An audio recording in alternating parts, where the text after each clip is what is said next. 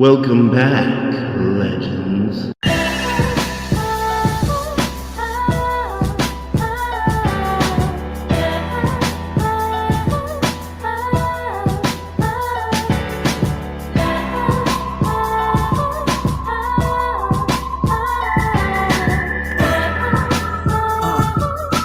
Three, two, one, let's go! Yo, listen up, about to tell you some tales of fighters and wizard shuriken and sails. The ups, the downs, the wind.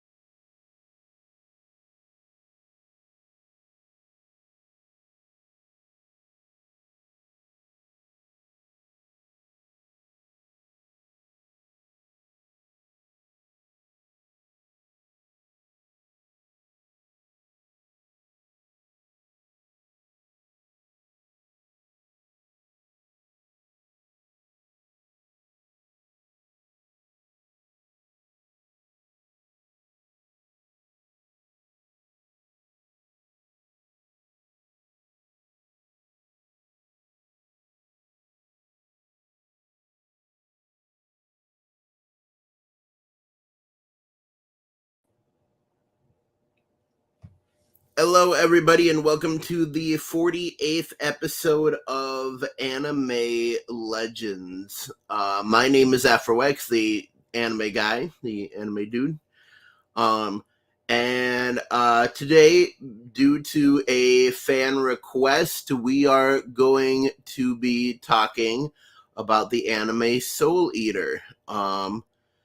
An anime very dear to my heart that I finished quite some years ago and was trying to rewatch, and due to reasons discovered that I could not rewatch it. But anyways, a sound soul resides in a sound mind and a sound body, but a sound supporter of the AfroX channel resides in the Patreon. Speaking of the Patreon, we got our legendary patron right here. Trix the Anime Hater says, greetings. Greetings to you as well, my son. Sounded like Palpatine there. Anyways, yes, a sound support of the AfroX channel resides in the Patreon. And on that Patreon, let me tell you, you are going to get some rewards and prizes. There's no and or here. There is just and. Anyways, so we have 5 different levels in the Patreon. We have the $5 a month, $10 a month, $30 a month, $50 a month, and $100 a month levels. So, at the $5 a month level, you will get your name shown at the end of every edited video. At the $10 level, you will get your name shown and announced at the end of every edited video. Sorry, some of my hair is getting in my mouth. Anyways, at the $30 level, you will get all the rewards of the previous levels. They do stack. Plus, at the $30 a month level, you will get a link to my secret Discord, where you will be able to talk to me, ask me anything. I don't promise I'll answer everything, or everything. Yes. Anyways, but yes, you will be able to chat with me there, and you will be everyone who is in that Discord will get the newest edited video one day early. And this isn't just like a one day early of the video coming out the next day. No. If I have to make any copyright edits for YouTube, you aren't seeing that version. You are seeing the original unedited My True Vision version of every video. So you getting the like manuscript original copy. Also, the people at the $30 a month level in that Discord will be the first people that I go to for ideas for the channel. At the $50 a month level, excuse me. So sorry. I slept for like 10 hours. I don't know why, but that's what my body did. Anyways, oh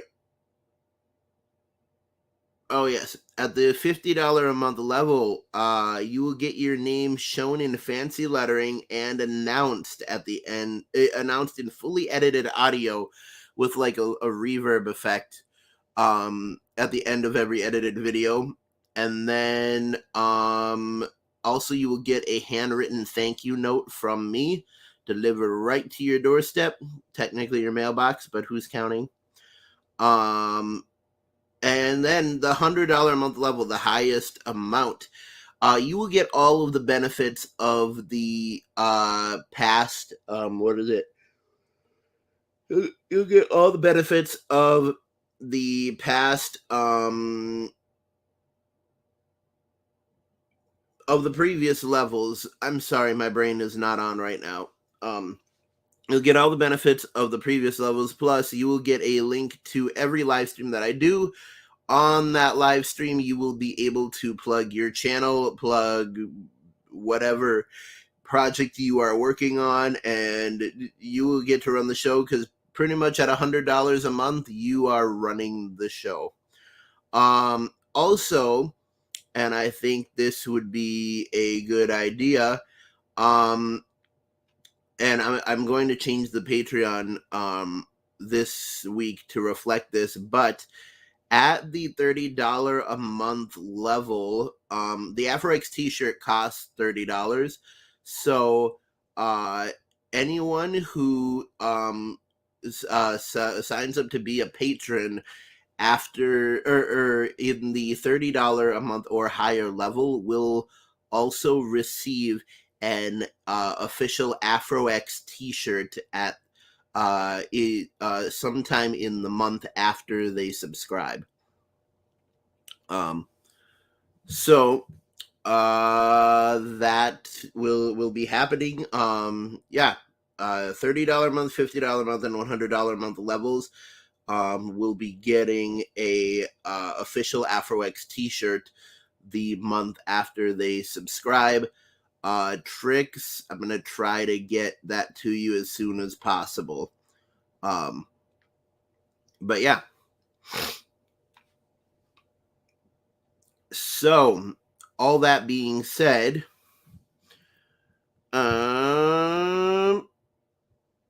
today we are talking about Soul Eater. This was suggested a long time ago by a fan of the channel. I haven't talked to her in a while, and I can't remember what her name is anymore, but Anyways, she had suggested that I talk about Soul Eater and Grave of the Fireflies. Now, I haven't seen Grave of the Fireflies, so I can't really speak on that. But I can speak on Soul Eater since I have seen all of the anime. I have not read any of the manga, so anyone who knows anything about the manga, that's your wheelhouse. Um, so, just a warning here to anyone who has not fully seen Soul Eater. There will be spoilers for Soul Eater in this because I'm going to talk about the entire series. But yeah.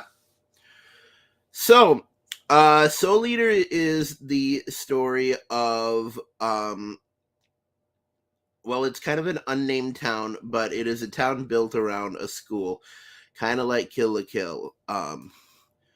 And this school is called Death Weapon Meister Academy, and it is run by Death himself. And so in this school, students train to become meisters of death weapons. And so in this society, there are two different types of people. There are there are weapons who are people that can turn themselves into weapons, and there are meisters. Well, and there's also regular humans, but nobody really pays attention to them unless they're saving them. Anyways, so they're the meisters who wield these weapon people. So pretty much the whole goal of the Death Weapon Meister Academy is to have, if you're a weapon, you want to get turned into a death scythe, which is a weapon that can be wielded by Death himself.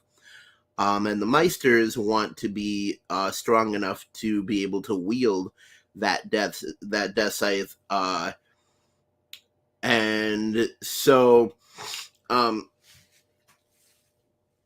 so in order to become a death scythe, you have to defeat 99 corrupted souls, and the weapon has to consume the souls, and you also have to defeat and consume the soul of one verified witch. And if you screw up in any of this, you pretty much have to start all over again. So so the main characters of Soul Eater are Maka Albarn, who is a Meister, and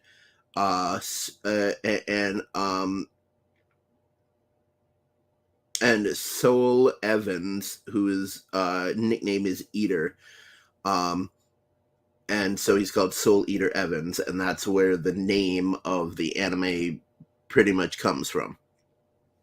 And so all the weapons can turn into like different kinds of actual weapons. They're not all scythes, but Soul happens to be a scythe. And so Soul and Maka are on a mission to defeat and consume 99 corrupted souls and the soul of one verified witch. And so at the beginning of the story, they're about to defeat their 99th soul, which is Jack the Ripper. And they do, and then they go to defeat the one witch, and this happens to be Blair the witch.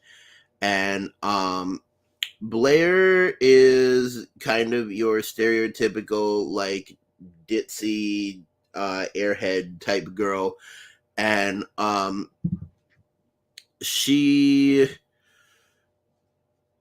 and so I just want to preface this by saying this is a great anime for beginner anime watchers. I couldn't watch it again because the whole anime is filled with it is jam packed with anime tropes. There's fart jokes, there's falling onto boobs jokes, there's like you name an anime trope, it is in Soul Eater. Plus every episode explains the plot of the entire show at the beginning before the theme song. So when you're watching it, you have to suffer through not only an entire minute and a half theme song, but an entire minute and a half explanation of the plot of the anime. Which honestly gets extremely annoying after a while. So, because I mean, you're sitting there for 3 minutes not watching the plot of what you wanted to watch. But anyways, so Maka and Soul go to fight Blair the Witch, and they seemingly defeat her, and Soul consumes her soul, and nothing happens. He doesn't become a death scythe. He doesn't gain any more power, and so they're confused as to what has happened, and they I think he or she like tricked him or something, and he ate like a part of her soul or something like that. But anyway, Blair reveals that she is not a witch, but she is in fact an extremely magical cat. Or it might have been just extremely magical girl, but anyway, she can turn into a cat too. But so realizing that they had eaten a soul that was not a witch after eating the other 99 corrupted souls, they call up Death, and Death says, I'm sorry, but I have to take away all the souls that you've eaten so far.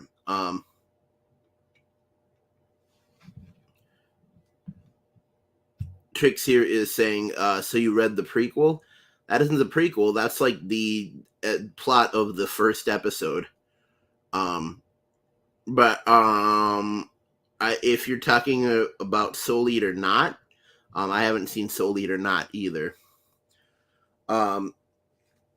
Anyways, so that's pretty much the plot of the first episode. Soul and Maka get all their souls confiscated and taken away, and they pretty much don't count on the record. So they are back at square one. They have to start over, consuming 99 corrupted souls. And these souls are technically called Kishin souls. So the main reason that Death wants to have a death scythe is that locked up under the school is a extremely evil, malevolent force called the Kishin, and it's pretty much an evil entity that, if let out, will destroy the entire world. Typical anime plot stuff. Anyways, so they start back going to school, collecting souls and stuff, and one of their teachers is named Sid, and he's also a Meister. And hold on, I'm doing a live stream. Sorry about that, guys. So one of their what is it? Yes, one of their teachers is named Sid. He's a Meister, and at one point he completely disappears for about 3 weeks. So they are told, Maka and Soul are told to go on a mission,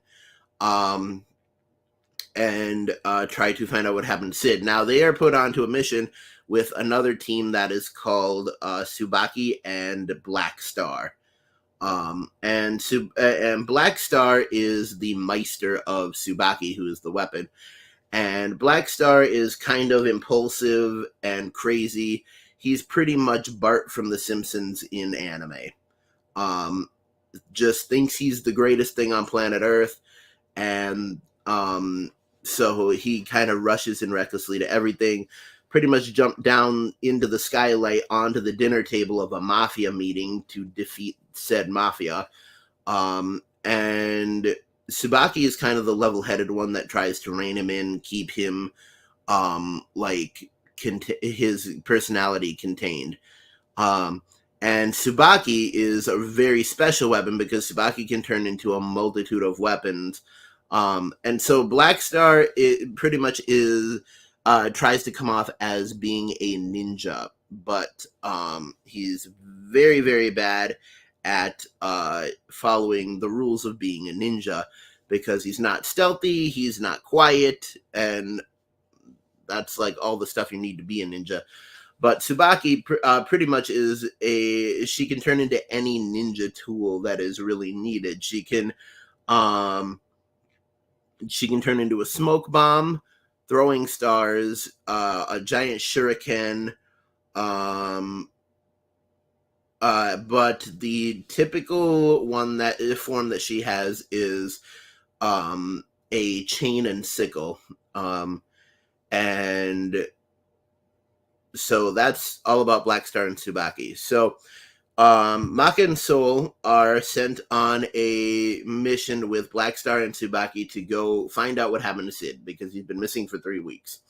So they go to investigate at the lab of Dr. Frank N. Stein, which is very, very on the nose. And pretty much all of the evil or interesting characters in this show are taken straight from horror stuff, and their names aren't really changed at all. So we have stuff like Jack the Ripper, Frankenstein. I'll go on and mention more later once we get into it. Anyways,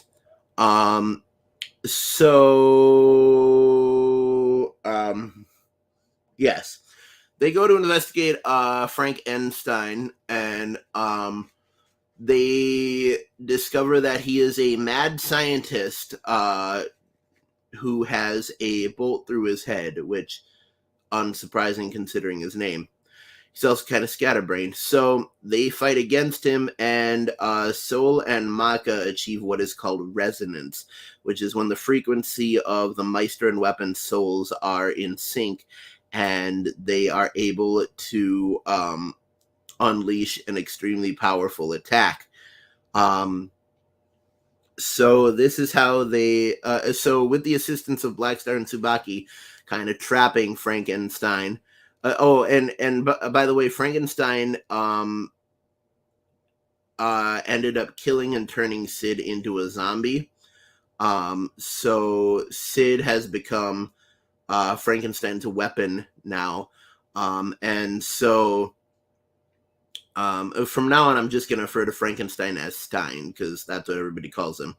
So anyways, with the help of Black Star and Tsubaki immobilizing Stein, Maka and Soul unleash their soul resonance attack and defeat him. But he isn't really defeated. He just comes back to the school to teach there. And so for about the rest of the series, he becomes a teacher at the school. So at about this time, we run into one of the main villains of the series, whose name is Medusa. Yes. Either she's based on Medusa or she's straight up called Medusa. I'm just going to make sure this is correct.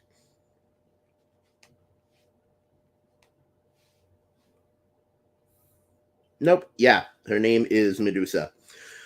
So yeah, straight out of horror and Greek mythology, no derivation or alternate names. This anime pretty much pulled straight from the public domain. Anyways, we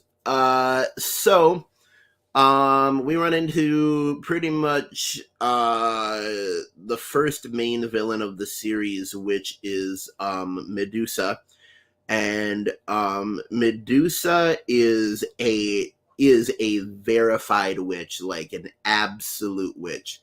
Um, so she's able to do like crazy stuff. Her main ability is that she has what are called vectors, and she can pretty much put arrows on the ground or anywhere in any direction, and the victim's body is forced to go in that direction. She is pretty much she was Yahaba from Demon Slayer before Yahaba from Demon Slayer.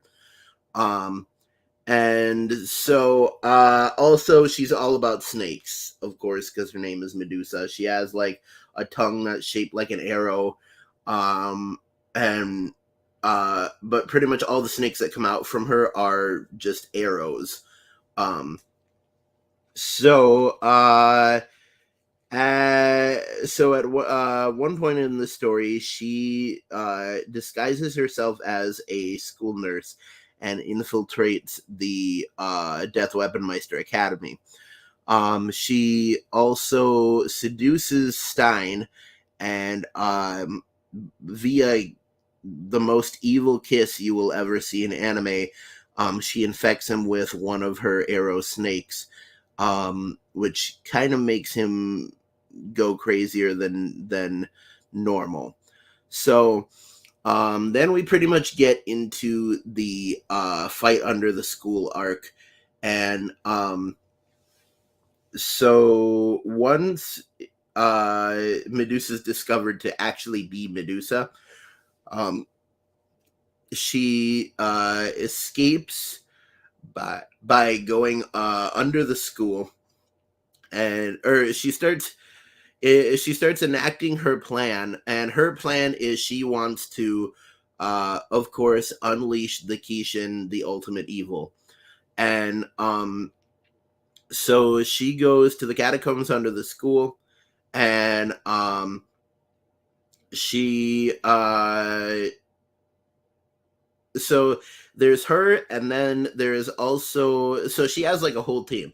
She has a subordinate named Mouse, who is a girl who can pretty much turn herself into 5 different mice, and like her whole family lineage can turn themselves into mice for some reason. um and then there is her son, who looks like a girl. So her son, Krona, is kind of confusing because in the manga, Krona is straight up a girl, but in the manga, Krona is a boy who looks like a girl, and in the anime, they made Krona a full-fledged girl. Um, and Twix says I'm not talking about Soul Eater, not. Okay. Um, well, we'll figure that out later. I'm just glad that my mic is working. If it hadn't been working for a half hour, I'd be really sad. Anyways, so what is it? Yeah, in the okay. I just want to make sure that I'm telling this correctly. Um,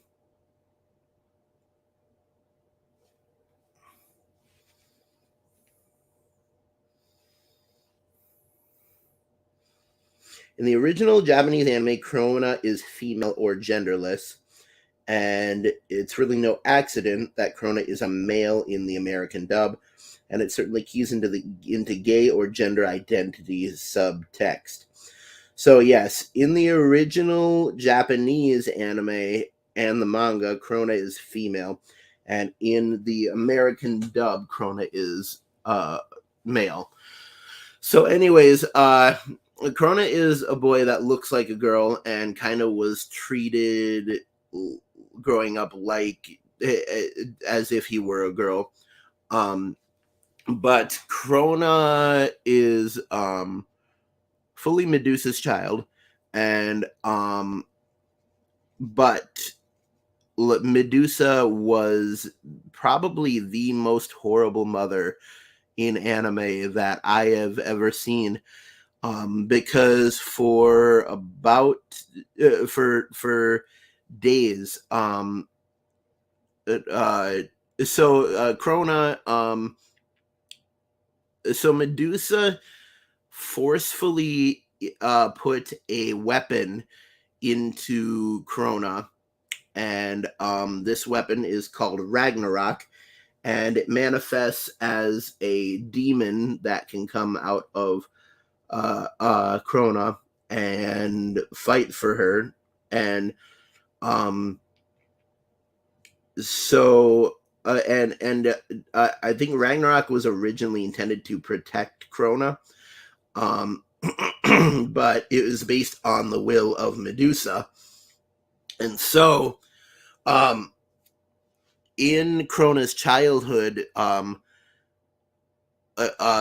Medusa was trying to train Krona to be able to like emotionlessly kill things, and um she presented Krona with a dog, and of course Krona loved the dog, and Medusa said, now kill it, and Krona refused to, just would not. And so as punishment, Medusa locked up Krona in a completely dark room for days, and would not let Krona out. And in the darkness, the demon Ragnarok would come out and would continuously abuse Krona and just beat her up and stuff like that. So whenever she'd be let out, like she would be all scarred up and stuff like that from just for days being continuously beat up by this demon in the dark. And so um whenever she would come out, she would just be begging for food, water, light, all the stuff that she needed. And Medusa would tell her, are you going to kill this dog? And if she refused, she got nothing, and she got put back in the dark room. And so eventually one day, after this had happened tons of times, um, like Krona called out to her mother and said, I'm ready to come out. And when she opened the door with a wicked smile on her face, Krona immediately slaughtered the dog.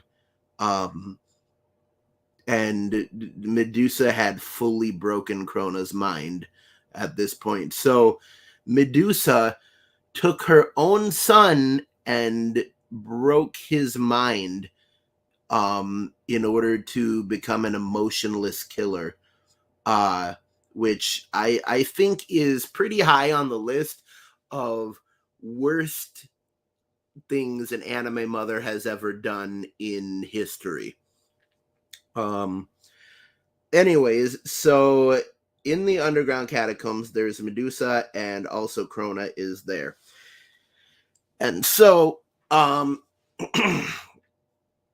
pretty much the closer that you get to the Kishin, everybody has what is considered a little bit of madness inside them, and this madness is pretty much your limit of insanity before you go insane. And the closer you get to the Kishin just emanates madness, and so the closer you get, the more crazy you go. And so pretty much in the catacombs at the farthest point from the Kishin, Medusa is fighting against Stein. And at a later point, so just a little bit of backstory here. So the original nurse for the school, Medusa posed as a backup nurse. The original nurse for the school was off on a trip to a different country. Her name is Marie, and her weapon is known as Mjolnir.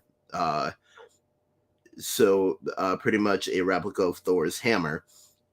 So anyways, in the catacombs, Medusa and Stein are fighting, and Maka and Sol have also gone down there, and Stein told them to run ahead towards the Kishin and stop Krona from releasing it, because that was Krona's mission.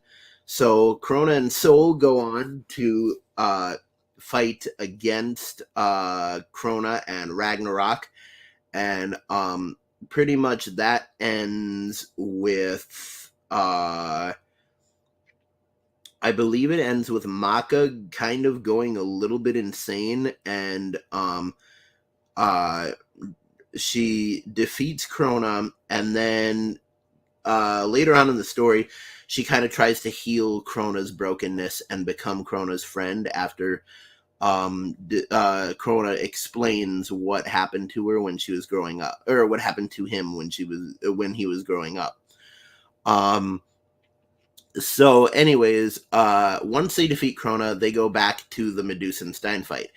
At this point, Medusa has taken over Stein's mind and kind of inflicted madness onto him. So Stein is now fighting as a puppet of Medusa, and so Maka and Sol are fighting a very badly losing battle against them, and the scenery is kind of like if you imagine the scenery of Tobi's Pocket Dimension from Naruto. A lot of stone slabs and stuff, and this probably was the best fight this is probably the best fight in Soul Eater, in my opinion, and one of the best lines from Stein, because he walks in, he makes an entrance, he walks in from the shadows, lighting a cigarette, and he says, "Nothing else matters. All that is left to do is follow the new rules." And I was like, "That's freaking cool. That's freaking cool." Anyway, so Medusa and Stein are now fighting against Maka and Sol, and when they're about to lose, all of a sudden Marie shows up, and it's pretty much immediately revealed that Stein and Marie have some sort of connection. They were in love at one point, and so Marie, kind of in a struggle moment, has to take down Stein, and once Marie manages, Marie has to stop Stein from being under the madness, and once Marie kind of wakes him up from his madness, Stein goes back to fighting against Medusa. Now Medusa, seeing that there are now 4 people against her, she decides to fake her death and escape. Or no, I think they defeat her, and then she fakes being dead and escapes in one of her arrow snakes. So they defeat Medusa, they defeat Krona. Everyone is safe. They go back to they go back to the school. Stein's line was cool. Stein's line was very cool. And so they go back to the school. Everything kind of goes back to being peaceful for a while.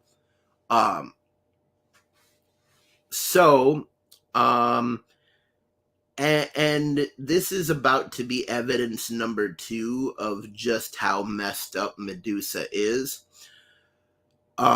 So Medusa escaped in the body of a snake, and she needed a new body. So Medusa disguised herself as, I think it was a small dog or something like that, and ran up to a random child on the street that was distracted, and she took over the body of an innocent child, and pretty much disguised herself as that child, tricking the parents. And then when she came back to so no, she was in the body of the child, faking being their child, and then she murdered the parents. And then for the rest of the series, I believe, until some point, she goes around and enacts her plans in the body of this child, like this is her new body. Which honestly, this puts for Medusa on the record for me as possibly the most messed up villain in anime. Like, I would honestly put Medusa and Shao Tucker from Full Metal Alchemist in about the same category. Like, if they got together, they would have the record for being the worst parents in anime history. But yeah, because if you don't know, and most of you know, in Full Metal Alchemist, Shao Tucker, in order to stay a state alchemist, fused together his own daughter and his dog into a chimera, in order to prove that he still had the stuff to be an alchemist, which was super, super messed up. Anyways, so after about this point,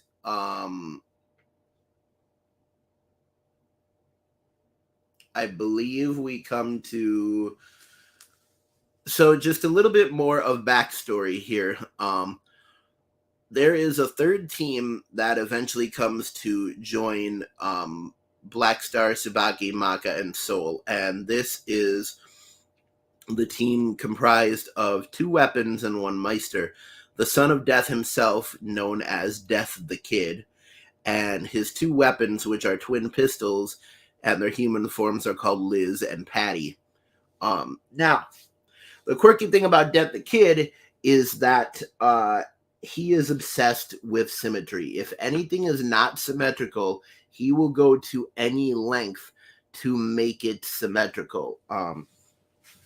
He was on a mission in Egypt once, and because one thing in the tomb was not symmetrical, he went all the way back to Death Weapon Meister Academy, or one part of his outfit wasn't symmetrical, so he ran all the way back to Death Weapon Meister Academy, made it symmetrical, and then came back. That's how obsessed he is. So in the 3rd episode of the series, Death the Kid goes with Liz and Patty to go to this Egyptian tomb where there's apparently a mummy, like wreaking havoc, and so they get through most of the like small minions in the tomb, but then they get to the sarcophagus of the mummy, and the sarcophagus is perfectly symmetrical, and so Kid, which is what everyone pretty much calls him after this, he absolutely loves it, and he's like, I can't kill this, like it is the perfect symbol of symmetry. So and Kid flies, or Kid can fly on a flying skateboard. That's another small thing. Anyways, So he's like, I can't kill this. So the sarcophagus opens and reveals the mummy, and the mummy itself is completely asymmetrical. Nothing on its left side is the same as on its right side. And Kid gets so angry that he unleashes his ultimate attack by putting Liz and Patty together and turning them into a gigantic cannon called the Death Cannon, and shoots a Kamehameha type laser directly through this thing and out the wall of the pyramid. And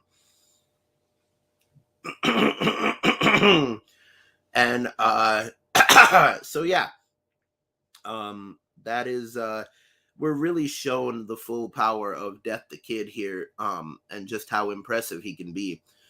So anyways, eventually in the story, all three of these teams come together. Soul, Maka, Tsubaki, Black Star, Death the Kid, Liz, and Patty. That gives you an anime with seven, count them, seven main characters. So yeah, it's a pretty complicated anime.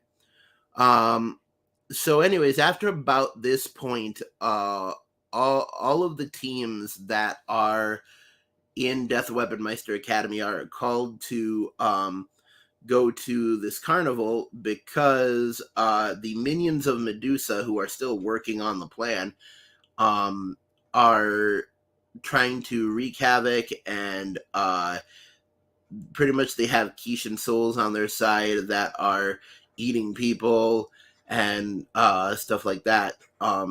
So these two Kishin souls, these two really creepy clowns, are being controlled by one of Medusa's minions, who is called Mosquito.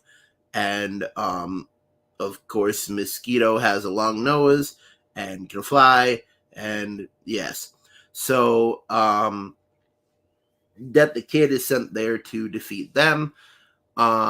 And it is a difficult fight, but once they are defeated, then we kind of get into the ending arc. And in the ending arc, due to the Kishin getting stronger and certain events and stuff, the Kishin is released. And so Death says, so a little bit more backstory here.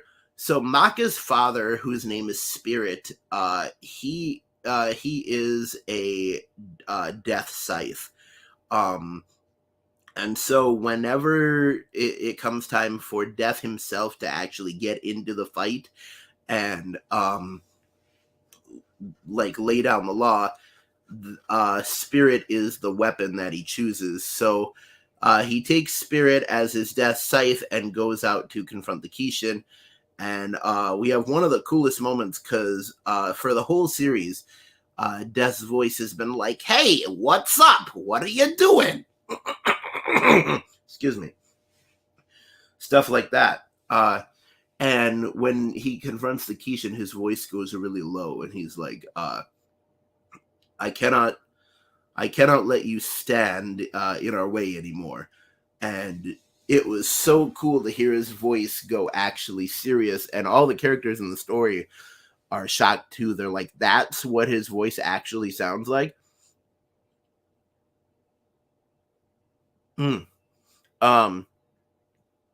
So anyway, Death himself steps up to fight against the Kishin. And it turns out the Kishin used to be a student of Death Weapon Meister Academy that got too, I believe he was too obsessed with power, and once he ate the soul of a human, he completely fell into madness, and he completely fell into madness, and he became like the most corrupted soul. So pretty much what they had to do was they had to seal him inside they had to seal him inside a like locked vault underneath the school to stop him from escaping, but his madness continued to emanate out.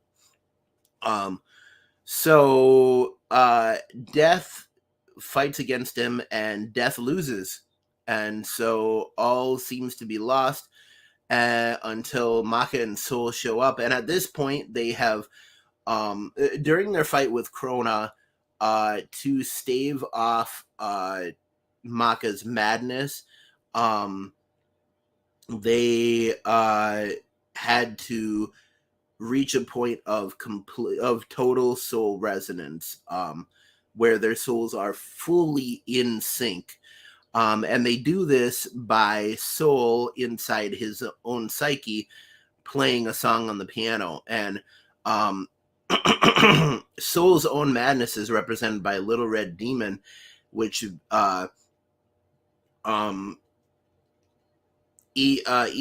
Igor from Persona 5 really reminds me of this demon. But anyways, it's a smooth talking demon in a suit, and it keeps trying to convince Soul to give in to his madness, and he doesn't, because he has the piano there and the music calms his mind, which I think is really cool, because I'm totally a proponent of music helping your mind. But anyways, so what was it? To stave off the madness, Soul plays a song, and in their soul free, so it's not inside a psyche, it's inside a soul. With their souls connected, Maka can also hear the song, and this like staves off her madness. And so at this point, at the end of the story, Maka and Soul have reached total soul resonance, and pretty much, like, even though he hasn't gone through all the stuff to become a death scythe, Soul pretty much at this point has become a death scythe. And so he's in his full form, where in his scythe form, instead of being a scythe, it's like a two-sided scythe. So he looks like so it's a scythe that looks like a crescent moon with a big eye on it. And so Maka goes, so once Death has been defeated, Maka goes to defeat the Kishin, who now everybody's just calling Ashura, and goes to defeat him, and it's a very, very difficult battle, and eventually Soul either gets too tired out or broken or something like that. Anyway, he can't be used anymore. And huge spoiler alert, this is an old anime, but huge spoiler alert for anyone who has not seen it yet. It is revealed at this point that Maka herself is not really a Meister, but Maka herself is a weapon. And in a final last-ditch effort, Maka is able to turn herself into a scythe and defeat Ashura. So that's about the end of the story, and everyone kind of goes back to Death Weapon Meister Academy. The only thing that I know from after the story that I've heard from people who have read the manga is that Stein and Marie get together, go off to a different country, and end up having a kid. And that's pretty much all I know after the story. So, yeah, that is the entire plot of Soul Eater. I definitely recommend it for beginner anime watchers. I would recommend everything from about the Catacombs arc to the end to older anime watchers, because it is so difficult to watch the beginning of this anime with all the tropes and like all the explanation of the plot. They really drill it into your head. But once you get to at least like Okay, so here's what you have to watch in Soul Eater. You don't have to watch the first couple episodes that explain all the characters, because all the characters will be explained to you eventually. And they will, what their abilities are will be shown instead of pretty much told to you. So the first 3 episodes you don't have to watch. Um, right about where it gets to the beginning of the Medusa Stein fight and the Maka Soul Krona fight, that is where you do have to start watching. You don't really need to watch the Mosquito and Death the Kid fight. You do have to watch the end and final fight. So yeah, in essence, there are 4 seasons. Watch the second and 4th season.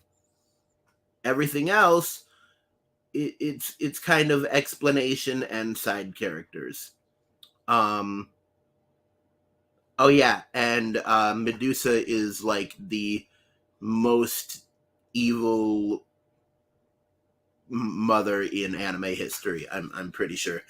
Um, if you can think of any more evil anime mothers, like that would be a great topic for another Anime Legends. So let me know in the comments down below if make a list of evil anime mothers, and I will definitely look into and talk about them on here.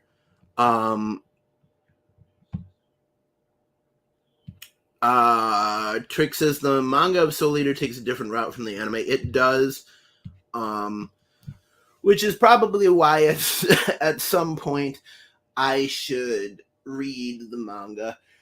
But it does make me wonder if eventually they're going to do something like Full Metal Alchemist and they're going to make in essence, a Soul Eater brotherhood, where they make a version of Soul Eater that is closer to the manga, kind of like they did with Full Metal Alchemist Brotherhood and Fate Stay Night Unlimited Blade Works. But yeah, unless I think Soul Eater Not is a sequel to the Soul Eater anime, but I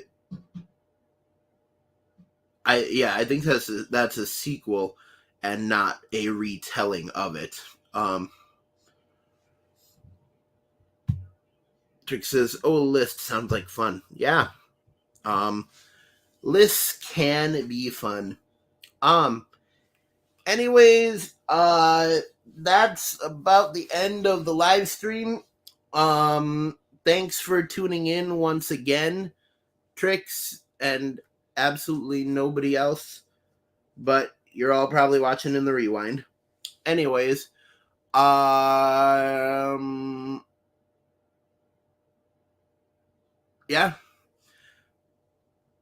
Keep YouTubing, YouTubers. Don't fight the fro.